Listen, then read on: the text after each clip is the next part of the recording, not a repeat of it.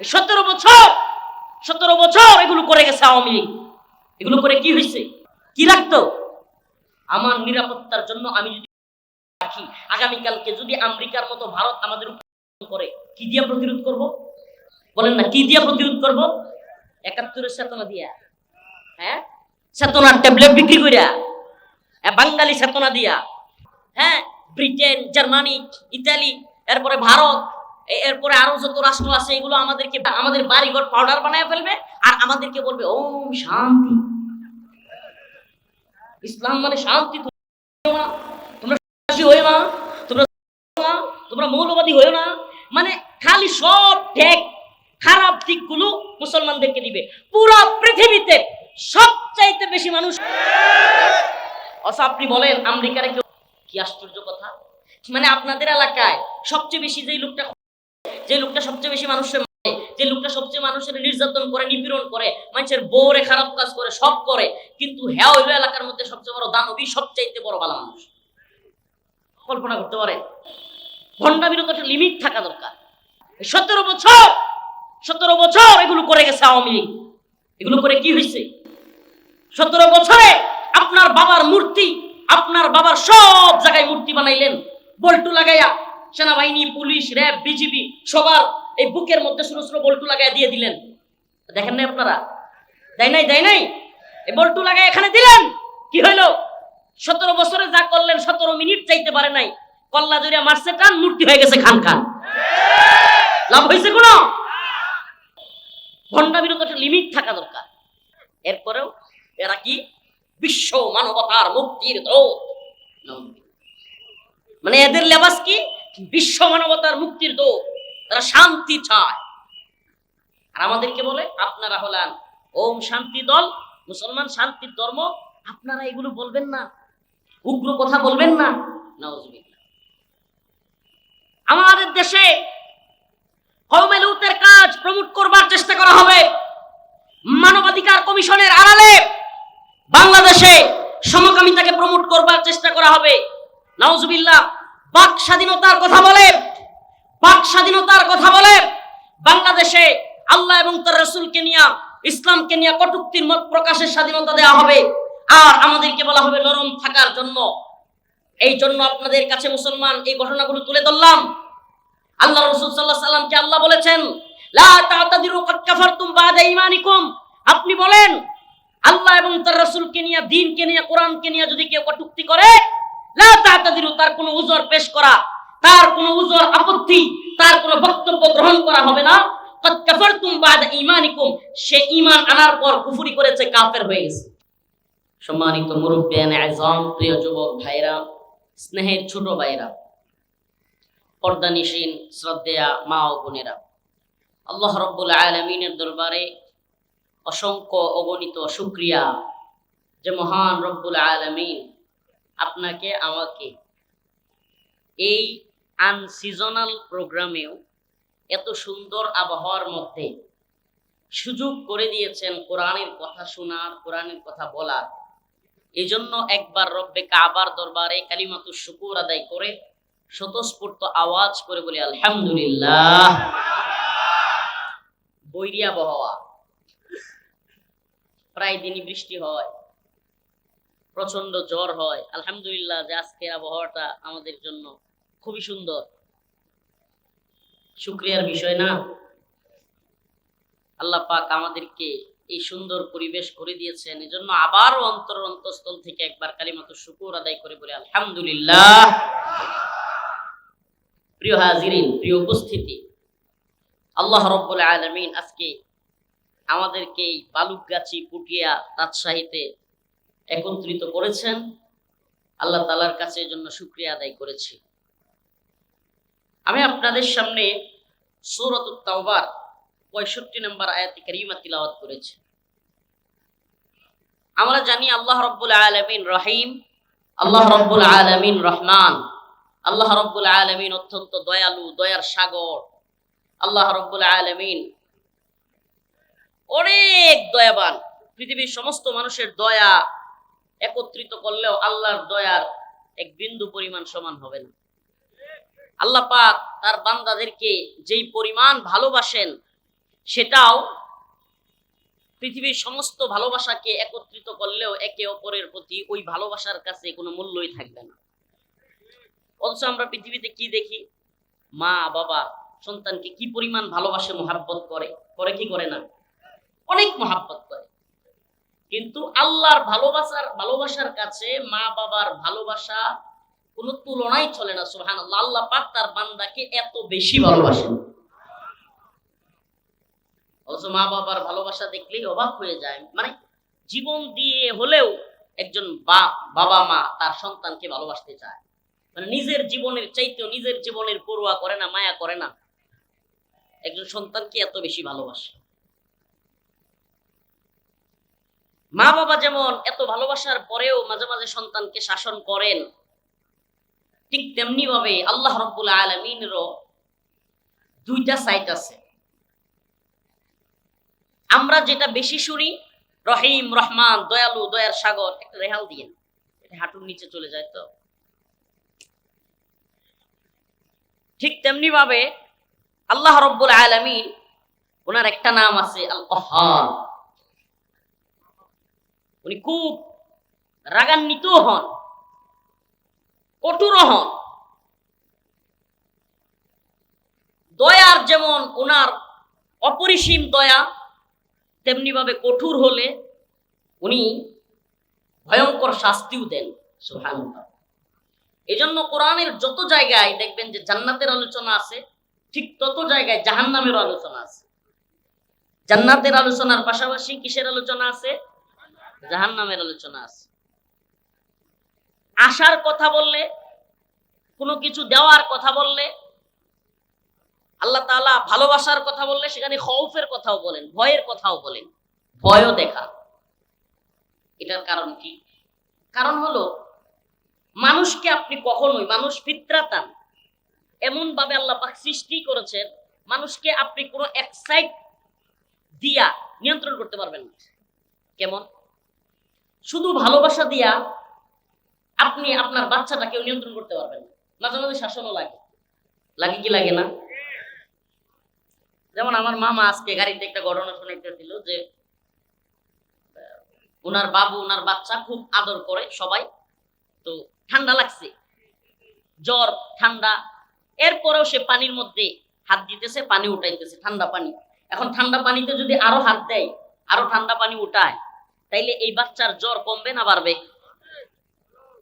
তখন উনি একটু রাগ দেখাইলেন। তো এই রাগ দেখানোর কারণে বাচ্চাটা চিৎকার করে কান্না করে দিল। চাচার একটা মাইক দেন, চাচার একটা মাইক দেন। তো বাচ্চাটা কান্না করে দিল। আমাকে বলেন, যদি বাচ্চাটাকে ওই সময় দমক না দিয়ে পানির মধ্যে ছেড়ে দেওয়া হইতো, তার ঠান্ডা আরো বাড়তো না কমতো? জ্বর কমতো না বাড়তো? তার মানে বোঝা গেল আদরের সাথে সাথে শাসনেরও প্রয়োজন।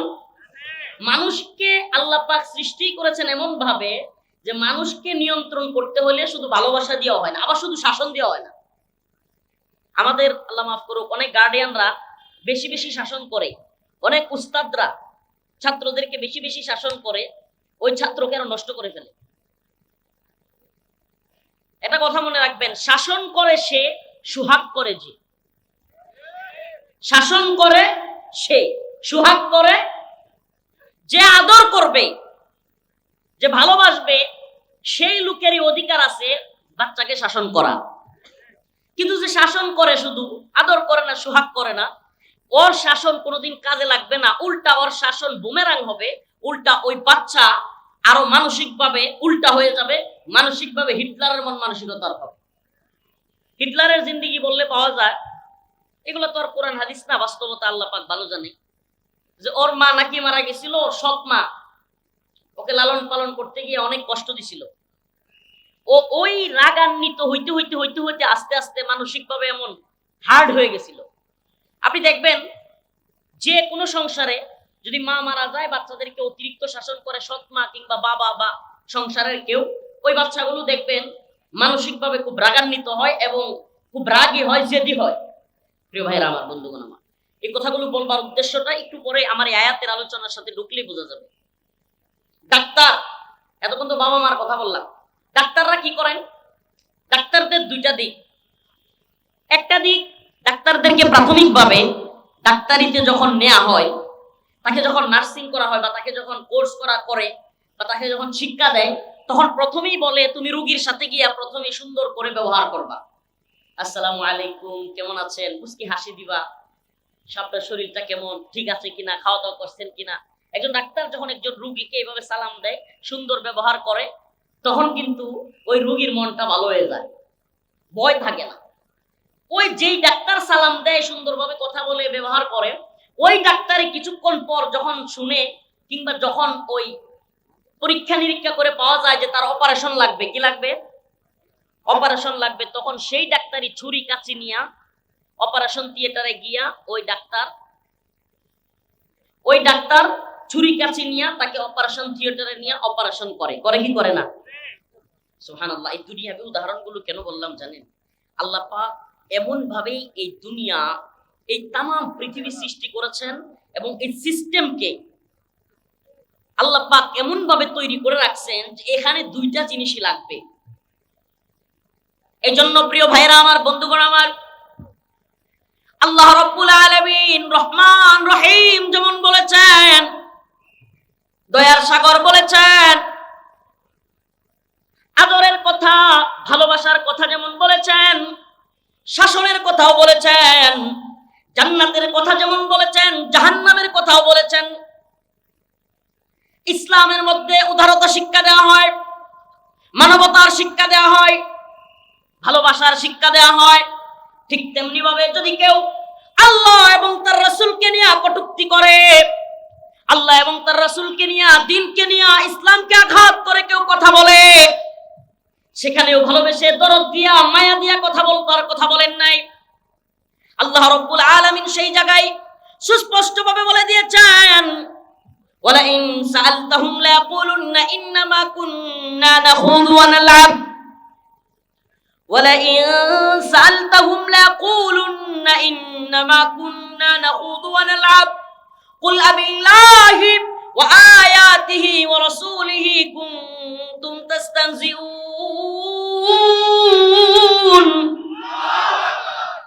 আল্লাহ রাব্বুল আলামিন বলেন, ও নবী, হে রাসূল, আপনি জিজ্ঞেস করেন, হে আমার প্রিয় হাবিব, আপনি তাদেরকে জিজ্ঞেস করেন, ওয়ালা ইন সাআলতাহুম লা ইয়াকুলুন্না ইন্নামা কুন্না নাখুযু ওয়া নালআব।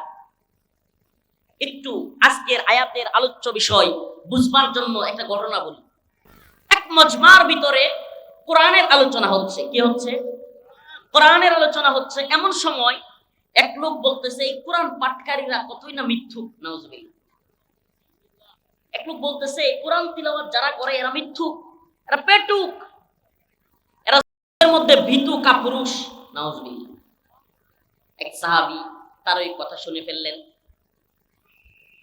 ওই সাহাবী ওই লোককে বলল, তুমি হচ্ছ মুনাফিক। যারা কোরআন তিলাওয়াত করে তাদেরকে পেটুক বলেছো, যারা কোরআন তিলাওয়াত করে তাদেরকে মিথ্যুক বলেছো, যারা কোরআন তিলাওয়াত করে তাদেরকে ভীতু বলেছো, কাপুরুষ বলেছো, তুমি হলা মুনাফিক। আমি আল্লাহর রাসূলের কাছে তোমার নামে বিচার দিব, তোমার কথা বলে দিব। সুবহানাল্লাহি ওয়া বিহামদিহি। আল্লাহর রাসূল সাল্লাল্লাহু আলাইহি ওয়াসাল্লামের কাছে ওই সাহাবী গেলেন। যাওয়ার সাথে সাথে কোরআনের আয়াত নাযিল হয়ে গেল। সুবহানাল্লাহ। যাওয়ার সাথে সাথে কোরআনের আয়াত নাযিল হয়ে গেল। কোরআনের আয়াত আল্লাহ রাসূল তিলাওয়াত করতে লাগলেন, ওয়ালা ইন সাআলতাহুম লা ইয়াকুলুন্না ইন্নামা কুন্না নাখুযু ওয়া নালআব কুল আবিল্লাহি ওয়া আয়াতিহি ওয়া রাসূলিহি কুনতুম তাস্তাহজিউন। আল্লাহর রাসূল সাল্লাল্লাহু আলাইহি ওয়াসাল্লামকে আল্লাহ পাক জানায়া দিলেন এই মুনাফিকের ব্যাপারে। ও আসার সাথে সাথে আল্লাহ রাসূল তিলাওয়াত করতেছেন কি, যে আপনি যদি তাদেরকে জিজ্ঞেস করেন, আল্লাহ রাসূলকে আল্লাহ বলতেছে যে আপনি তাকে জিজ্ঞেস করেন যে তুমি কেন আল্লাহ এবং তার রাসূলকে নিয়ে কটূক্তি করলা, সে বলবে লা ইয়াকুলুন্না ইন্নামা কুন্না নাখুযু ওয়া নালআব। না, আমি তো কটূক্তি করছিলাম না, আমি তো ঠাট্টা মশকারি করছিলাম না, আমি জাস্ট একটু আনন্দ করছিলাম, জাস্ট একটু কৌতূহল বশত মজা করতেছিলাম। নাউজুবিল্লাহ। আমাদের সমাজেও এমন অসংখ্য লোক আছে কিনা যারা কিনা দিন নিয়ে আলেম ওলামাদেরকে নিয়ে উল্টাপাল্টা কথা বলে, কিন্তু আপনি যখন যায় ধরবেন, এলাকাবাসী সবাই মিলে ধরবে, তখন না না আমি তো দুষ্টামি করতেছিলাম। বলে কি বলে না? প্রিয় ভাইরা আমার, বন্ধুগণ আমার, আল্লাহ তাআলা বলতেছেন ওয়ালা ইন সালতাহুম লা ইয়াকুলুন্না ইন্নামা কুননা নাখুদু ওয়া নালআব।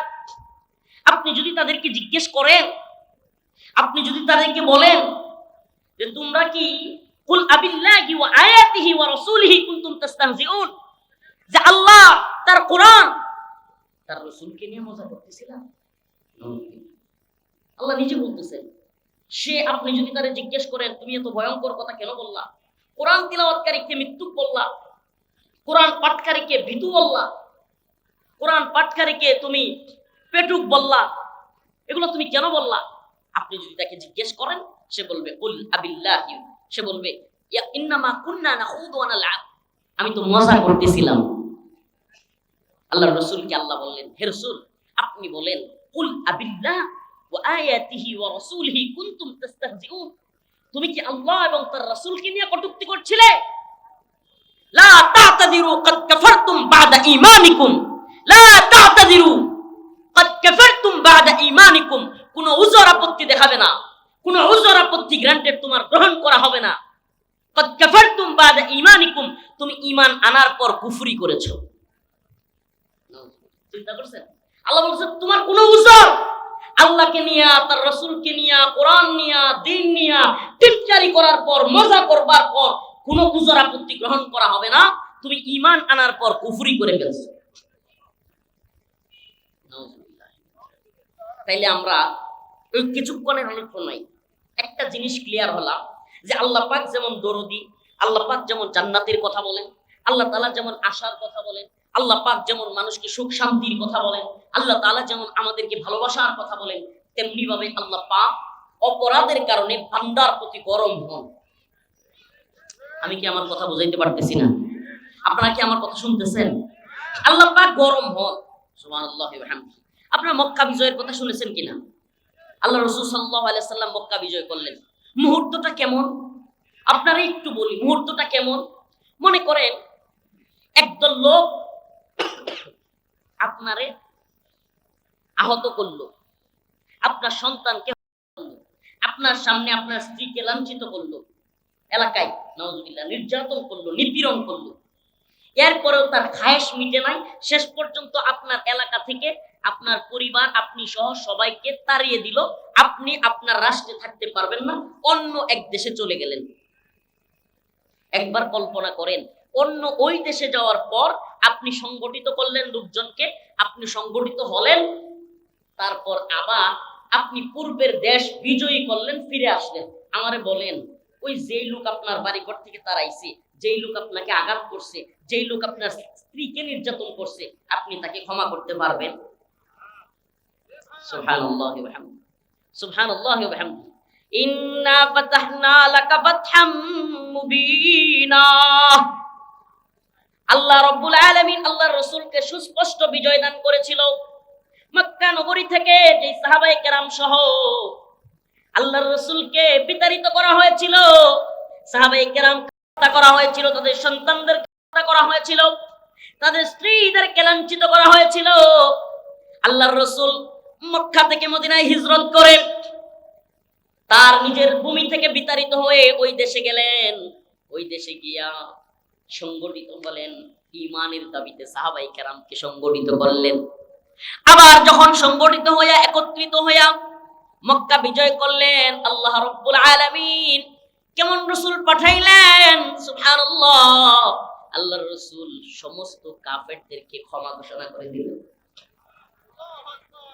মনে করেন আপনি একটা দলের নেতা, আপনি কি, আপনি একটা দলের নেতা, এখন আমনে দলের প্রায় লোকদেরকে করা হয়েছে, আমনের দলের লোকদেরকে আহত করা হয়েছে, আপনার দলের লোকদের নারীদেরকে লাঞ্ছিত করা হয়েছে, তাদের সন্তানদের করা হয়েছে।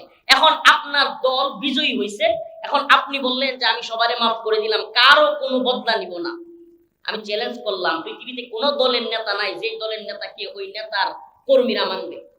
মানবে না, বলবে লিডার আপনার এই কথা মানি না, আমরা তাদেরকে করবো, আমাদেরকে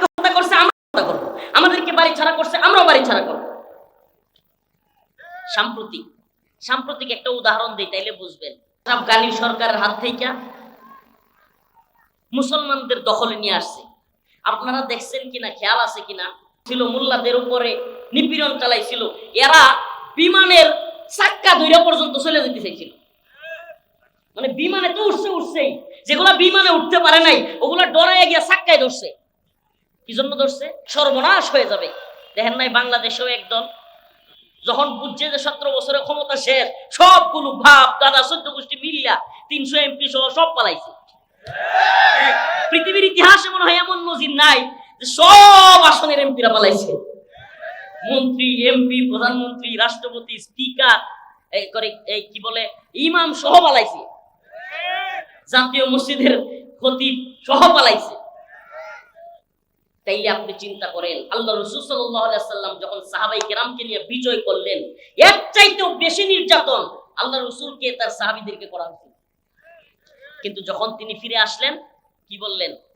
ক্ষমা ঘোষণা করা হলো। ক্ষমা ঘোষণা করা হলো।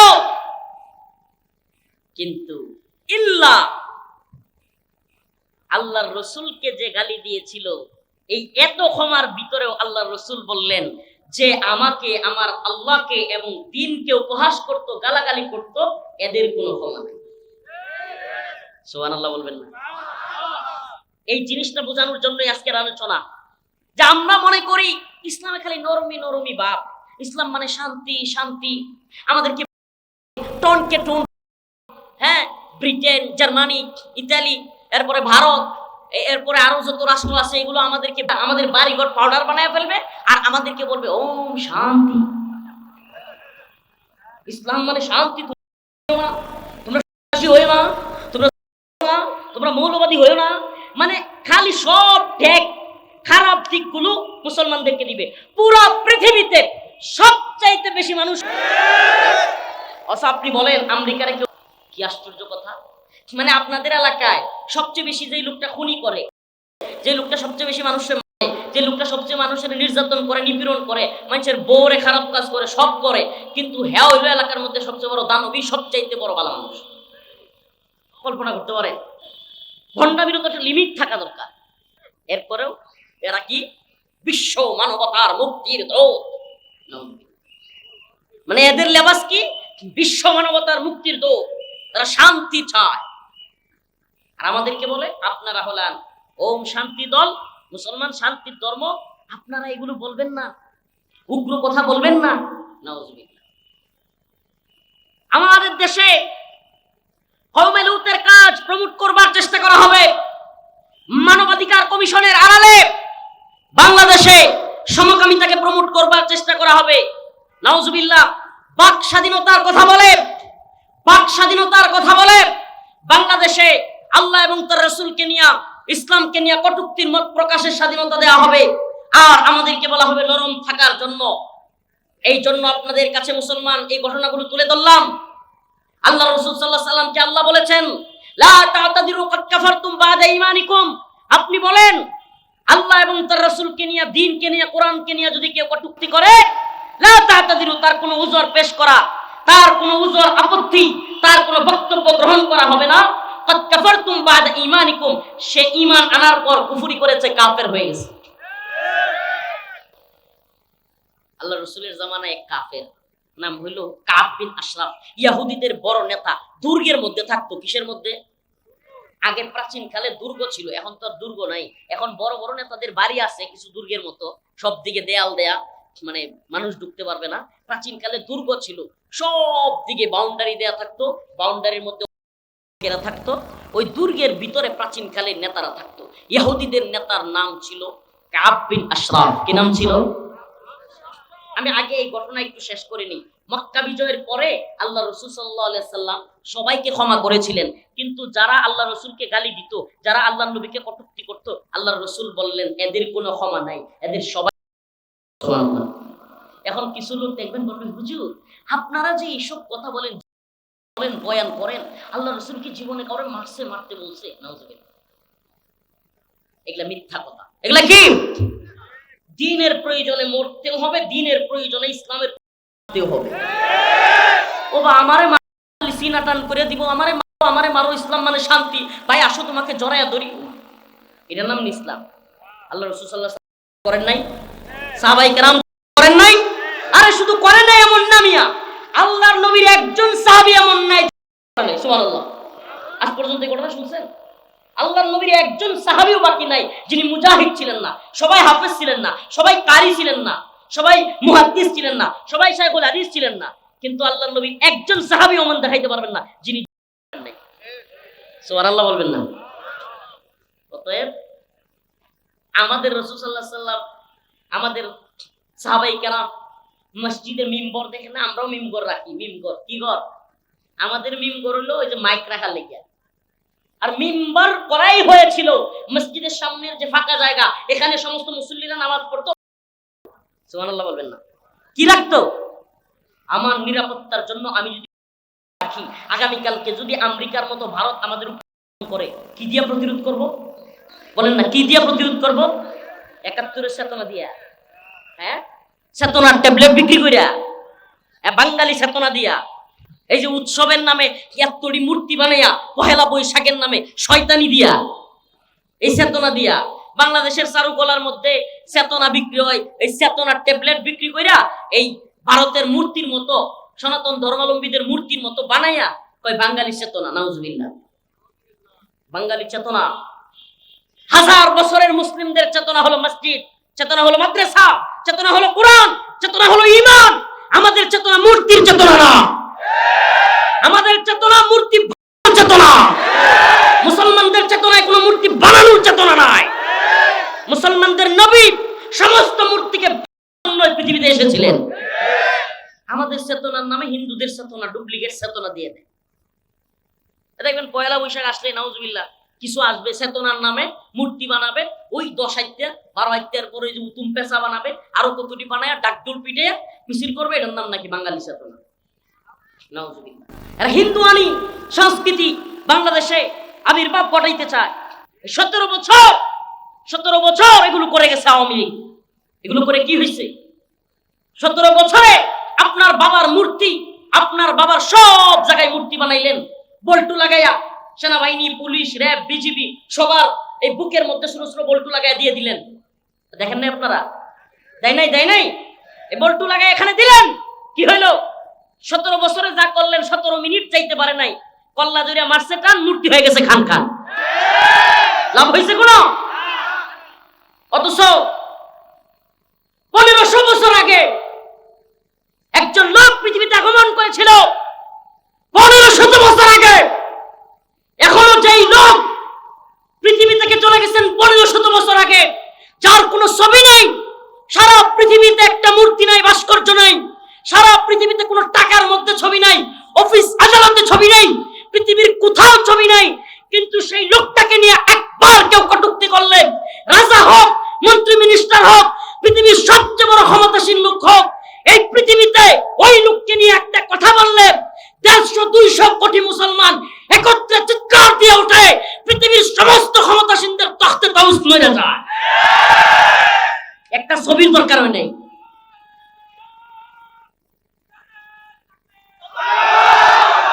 আল্লাহ রাসূল সাল্লাল্লাহু আলাইহি সাল্লামের একটা ছবি আছে, এই বলেন আছে?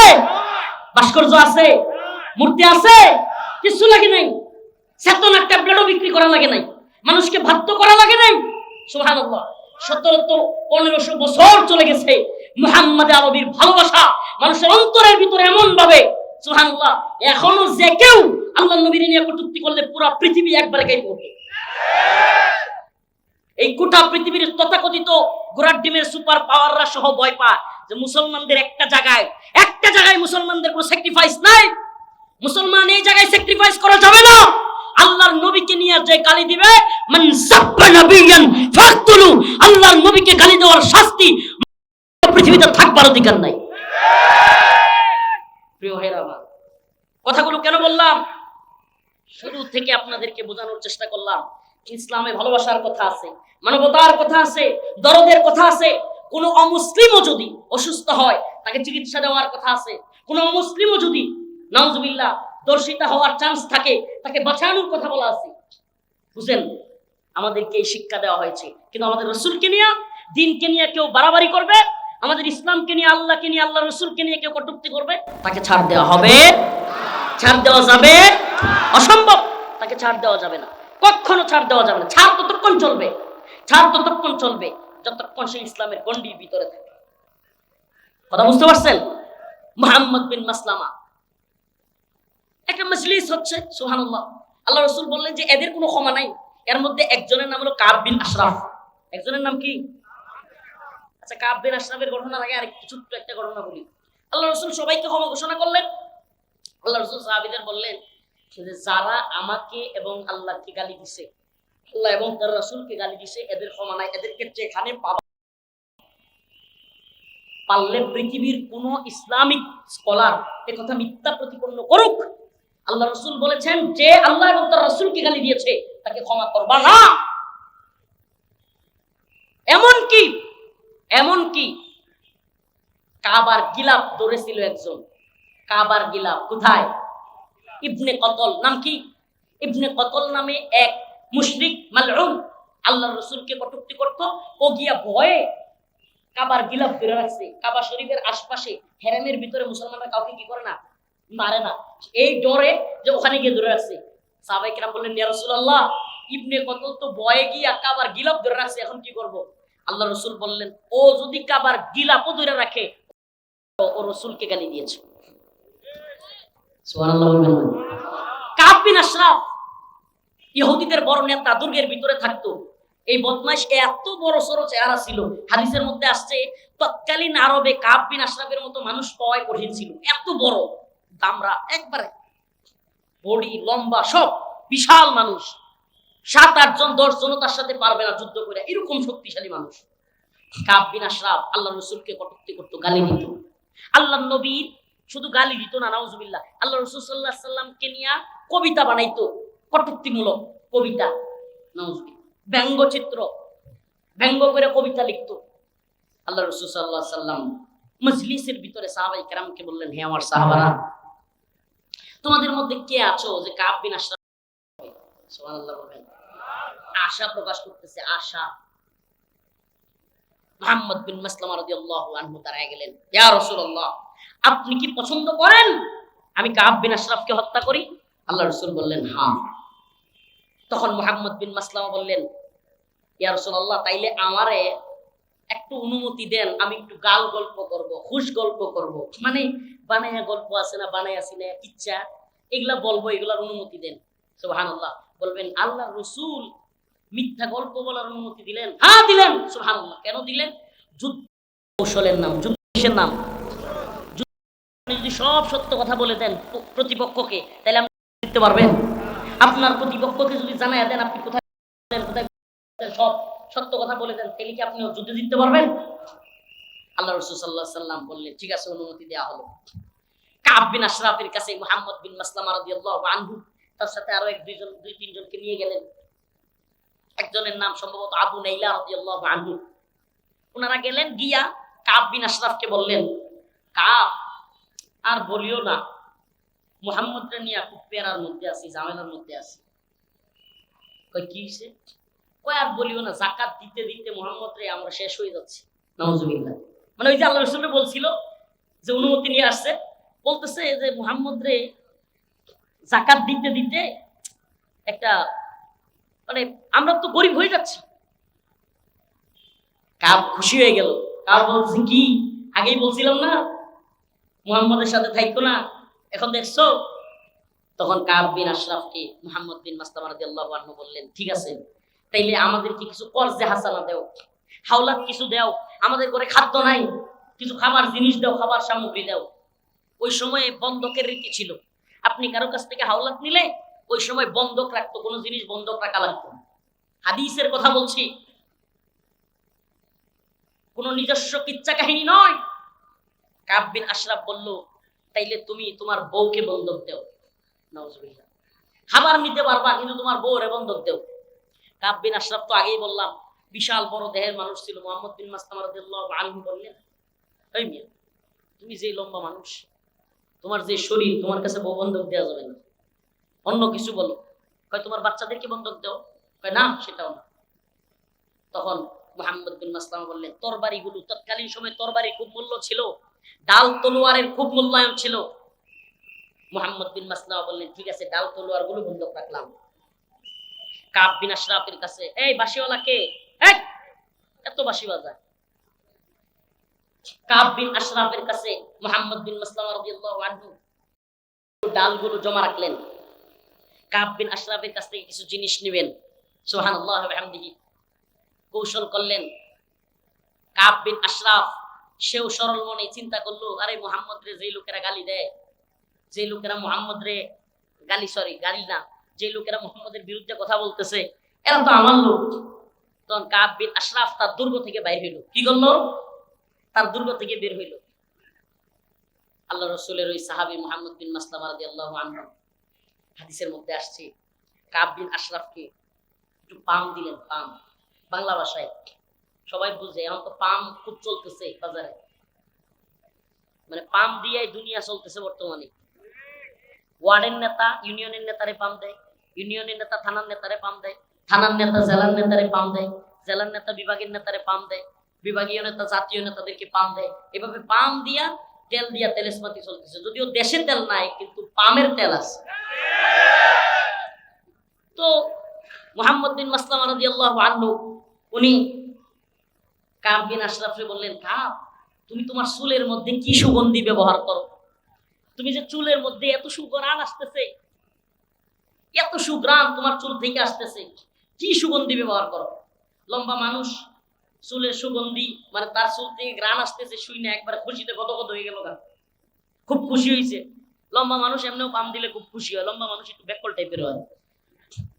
তো খুব খুশি হয়ে বলতেছে যে, মানে একটা নাম বলতেছে সে।